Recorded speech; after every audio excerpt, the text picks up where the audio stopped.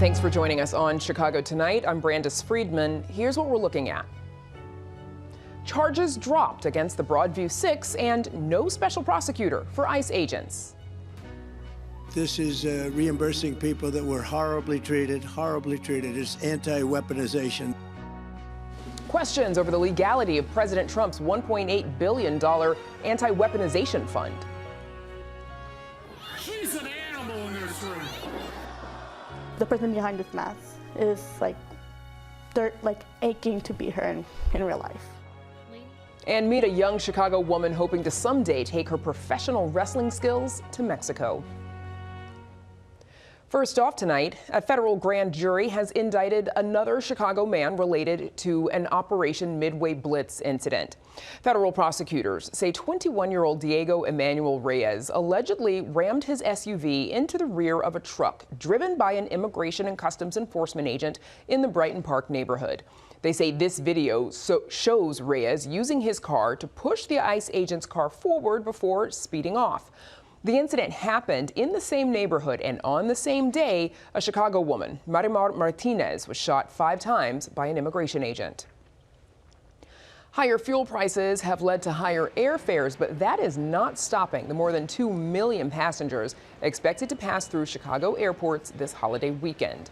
Memorial Day tends to kick off the summer travel season, and the Chicago Department of Aviation says O'Hare traffic is expected to be up more than 15.5% over last year. Midway is expected to see a 3% increase. The city says tomorrow will likely be the busiest day for both airports.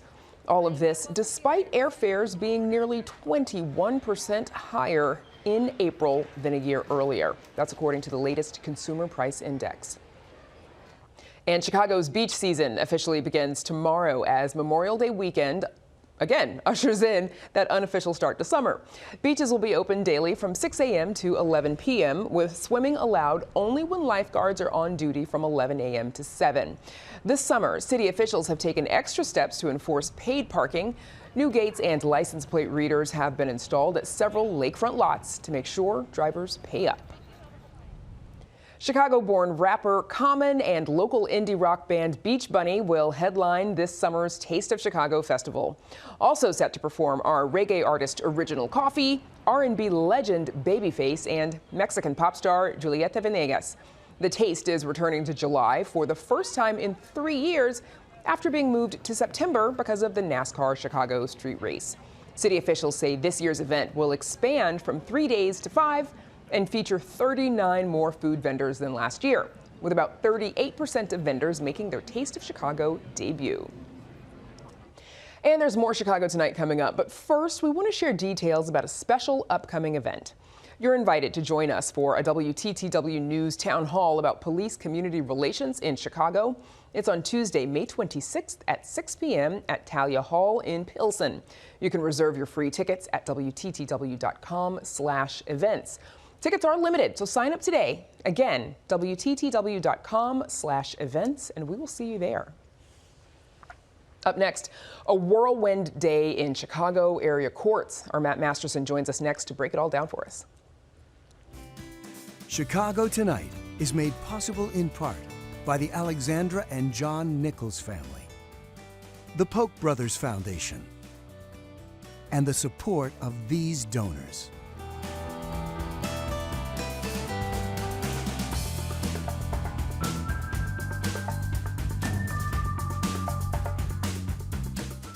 One Midway Blitz saga ends while another goes on. Federal prosecutors today dropped all charges against the remaining Broadview Six defendants.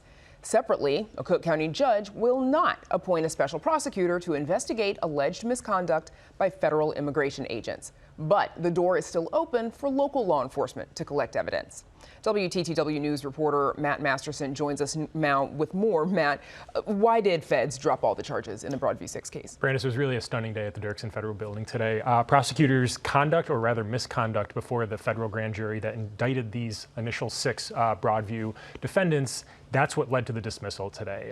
These 6, of course, were accused with conspiring to surround a ICE vehicle in suburban Broadview and impede its progress. progress. What we learned today was that an initial grand jury that this case was presented to refused to indict. Prosecutors then removed some members of that grand jury and presented the case a second time to secure the indictment against them. They also, one of the prosecutors spoke with a member of the grand jury outside the confines of those proceedings, and pages of transcripts that were supposed to be presented to the judge in this case from that grand jury proceeding went missing. They were not presented to the judge as they were supposed to be. None of that, of course, is allowed during the grand jury process. Defense attorneys in this case, some of whom are former federal prosecutors themselves, said they were sickened. They had never seen any type of behavior like this before. They said they were shocked. They called for sanctions against some of these prosecutors who handled this, and they want to see these people held accountable for the way that this case played out. Like you said, those are really stunning revelations. What did the U.S. Attorney, Andrew Boutros, have to say? Boutros made a surprise appearance in court. He was the one who announced this dismissal today. He said he was upset by this conduct. He said he's never seen anything like this happen in his office before. He claimed that he ordered the dismissal of the top felony conspiracy count just weeks ago when he learned what happened. He apologized to the court, but he also stood by the charges that his prosecutors were set to go to trial on just next week. They were still going to go to trial on misdemeanor counts against these defendants starting Tuesday. Okay, so moving on to the decision to not appoint a special prosecutor, what prompted the judge to consider this issue?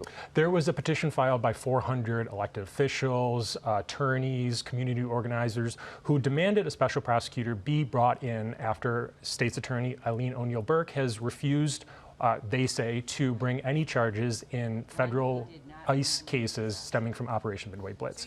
The petitioners claim that O'Neill Burke had abandoned her duties to investigate, but O'Neill Burke claimed that she doesn't have that ability to investigate. Any cases that comes to her, it needs to be started by law enforcement. Police need to do this, and then they bring this investigation to her. She cannot start an investigation on her own. And today, Judge Erica Reddick, who was in charge of deciding whether or not to appoint a special prosecutor, she agreed with O'Neill Burke. She said that these investigations cannot be started by a prosecutor's office. They can't run their own police agency. They need to have these investigations first brought to them before they can consider any charges. Okay, so to that point then, have law enforcement agencies and other states, have they responded to the accusations of misconduct by immigration agents? Elsewhere, we have seen similar investigations go forth. In Minnesota just this week, an ICE agent was charged in a non-fatal shooting. Nothing like that has happened here yet, but the Illinois State Police this month did request assistance in investigating the fatal shooting of Silverio Villegas Gonzalez by a federal agent last year. O'Neill Burke's office is supporting that investigation, but they say they're not in the primary role. They say they can't, that's what they can't do. They can't initiate. The petitioners now say that to go forward with this, they need people who say they were victimized by ICE agents during Midway Blitz to go to police officers, go to police agencies where they are, and make complaints, and that those complaints need to be investigated before anything can go forward. Okay, wow. Big day at the federal courthouse today. Matt Masterson, thanks so much. Thanks, Brandis. And you can read Matt's full story on our website. It is all at WTTW.com/news.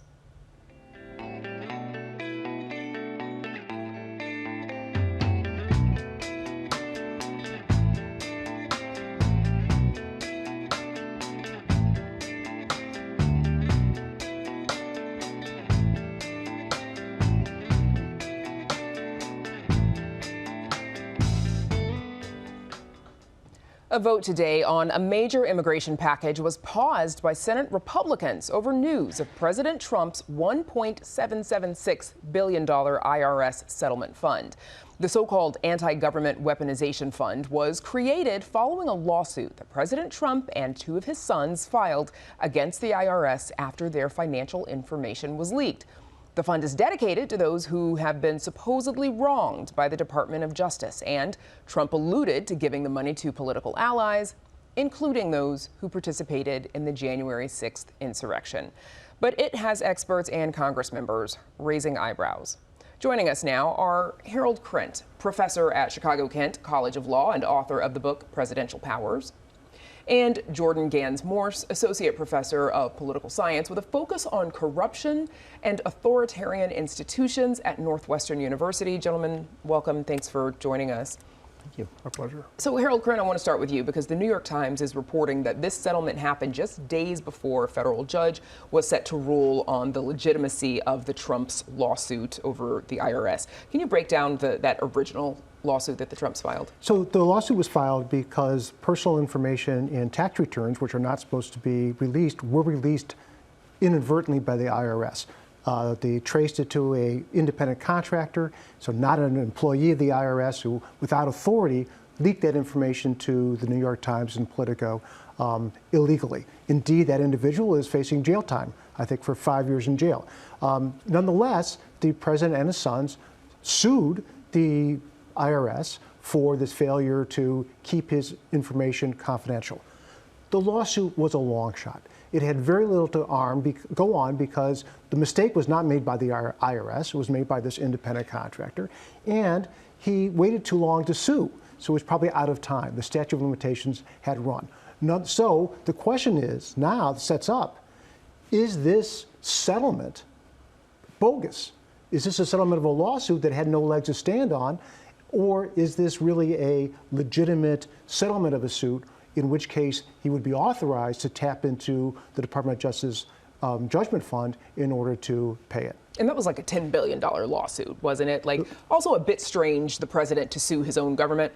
It is a bit strange and shows the endemic conflicts of interest which are at the core of this administration, but it can happen.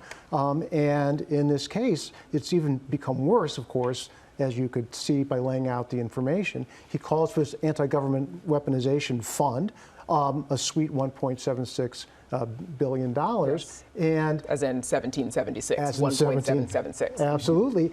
And who's going to go for? It's going to go for his friends who were similarly victimized by a weaponized Department of Justice during prior administrations, not his. And this money is, being taken from funds that are typically given to people who do win lawsuits in a court of law against the Justice Department. But how is it that the president is able to gain control over it and order one of his departments, one of his agencies to use it for this purpose? It's a violation of congressional legislation. So it's up to Congress to stand up and try to fight back. Congress says there is a judgment fund, and if you win a lawsuit against the government, you can get paid, which is good. And if you have to settle your case, you can get paid. This isn't a settlement. This was they voluntarily withdrew the action, which was probably frivolous to begin with, and then used that as just an excuse. It's brazen. It's a brazen use of this mechanism to help signal his allies he has their back. Jordan, does this meet your definition of corruption?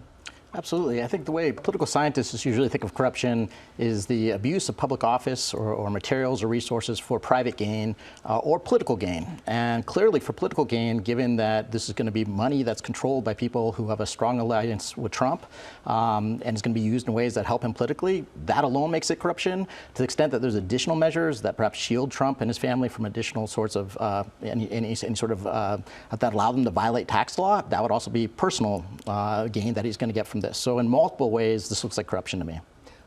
How is this fund and how it's being established, this entire move, how is it different from other cases of corruption or alleged corruption that you study? One thing that really strikes me is how openly Trump does everything. And this seems almost, I don't know if this is something that he does intentionally or if he just doesn't understand, in his mind, the things he does are not problematic. But even in places that I look at, including places like Putin's Russia, dictators still care about being perceived as corrupt. Even when they have a lot of power, they don't want to be unpopular. And corruption is unpopular in many, many places.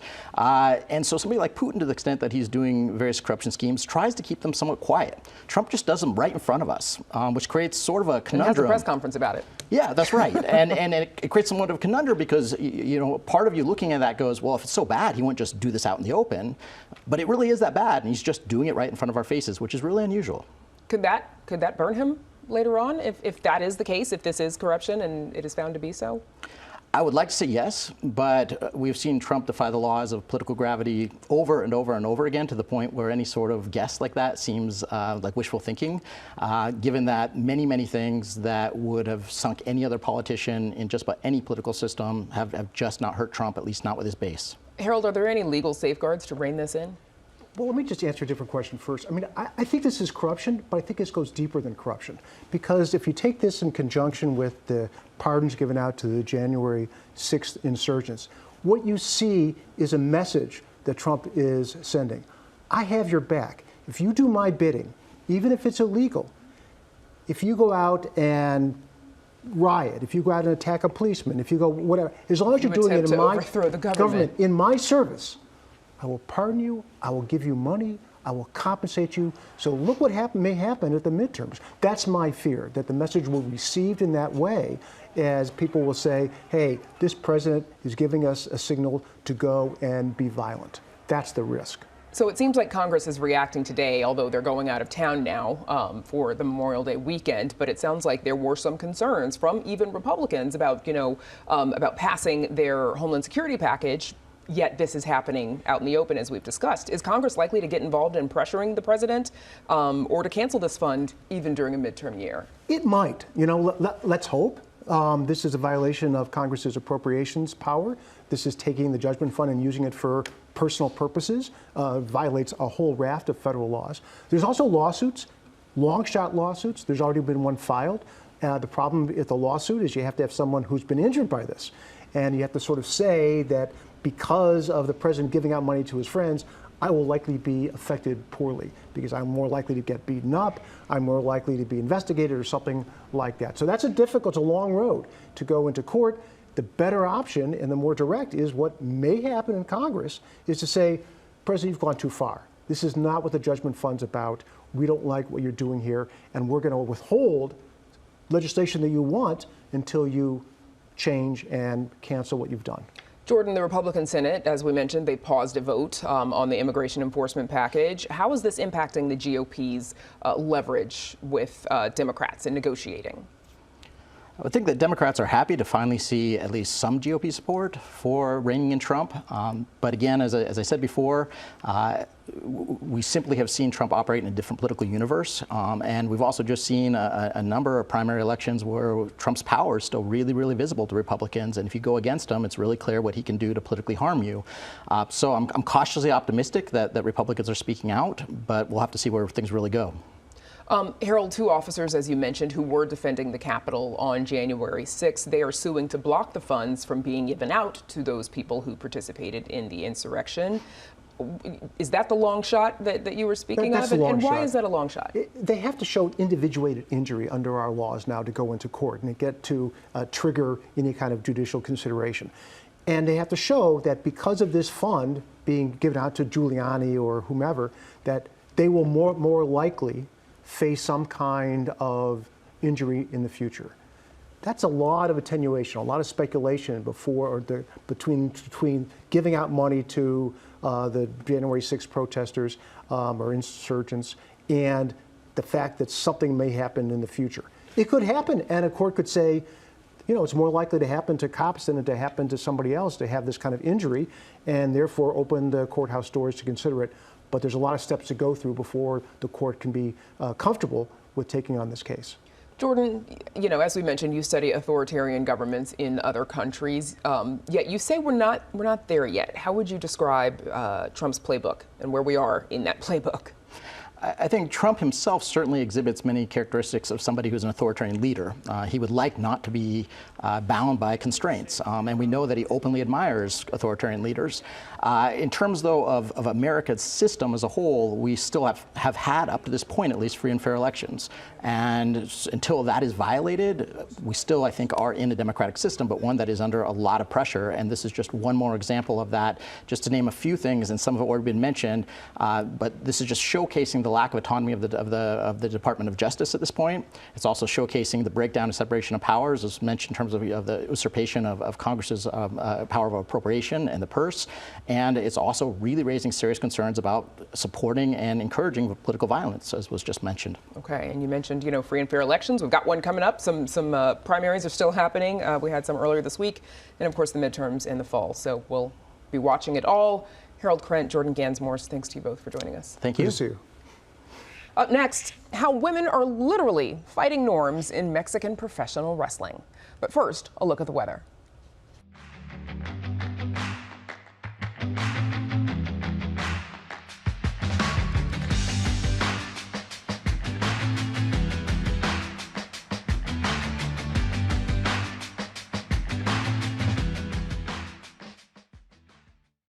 Lucha libre, or free wrestling, is woven into the fabric of Mexico's cultural identity. It's an acrobatic, flamboyant, and thrilling choreographed sport that melds athletics and theater to symbolize the ultimate battle between good and evil. Luchadoras, female lucha libre wrestlers, are challenging the sport's machismo culture. And as lucha libre has spread across the world, Chicago has become a hub in the United States. In partnership with WTTW News, students from Northwestern University's Medill School of Journalism went on a reporting trip to Mexico City. Here's Sydney Meyer and Jamie Gary.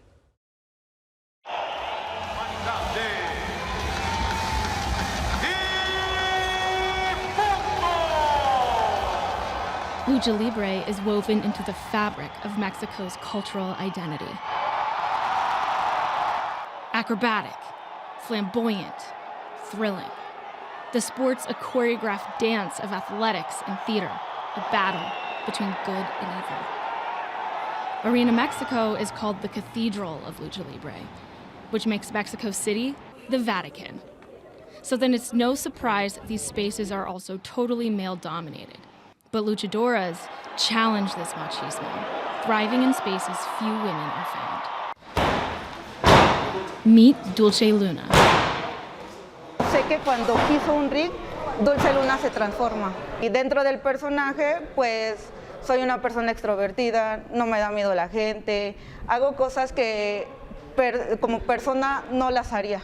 Dulce Luna started training at 19 after observing a training session. Pero sí había una mujer justo en el primer entrenamiento que les comento que observé y por eso me nació la idea de empezar a entrenar, así como de que dije, hay una chica, yo también puedo. Women were banned from wrestling in Mexico City from 1954 to 1986. Outside the capital, promoters were penalized for booking professionals like Dulce Luna. Stadiums like the iconic Arena Mexico, now painted with empowering messages, were inaccessible. But this machismo culture is still prevalent. Lucha libre is a men's sport. If you see the female wrestlers, you have to show that you are not just sexy, that you have to fight well. If you want to try lucha libre, you are not going to find a group for just female wrestlers. You have to go and train with other guys.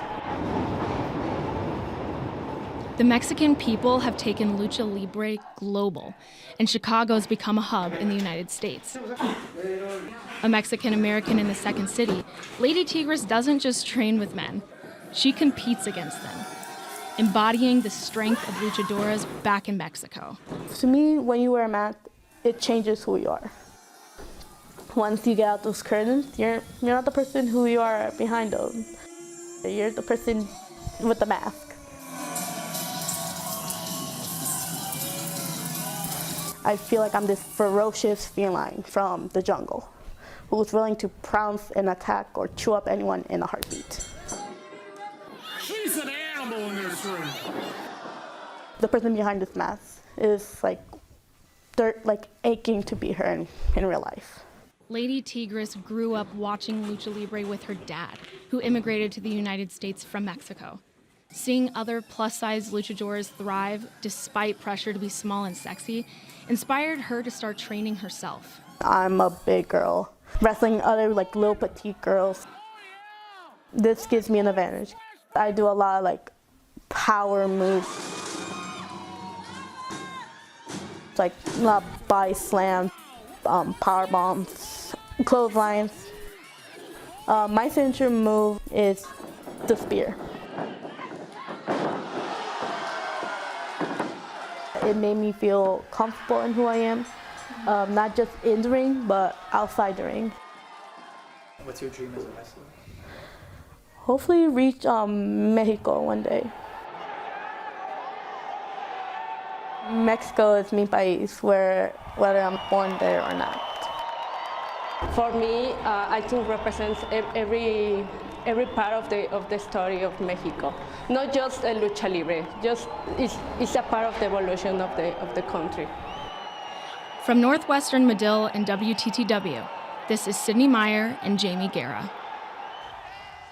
And you can see much more Medill reporting from Mexico City on our website at WTTW.com/news. Back to wrap things up right after this. Reflecting the people and perspectives that make up our communities, this story is part of Chicago Tonight, Latino Voices. And that's our show for this Thursday night. You can stream Chicago Tonight on our WTTW YouTube channel every evening and catch up on any programs you may have missed. And join us tomorrow night at 5:30 and 7 for the Week in Review. Now for all of us here at Chicago Tonight, I'm Brandis Friedman. Thank you for watching. Stay healthy and safe, and have a good night.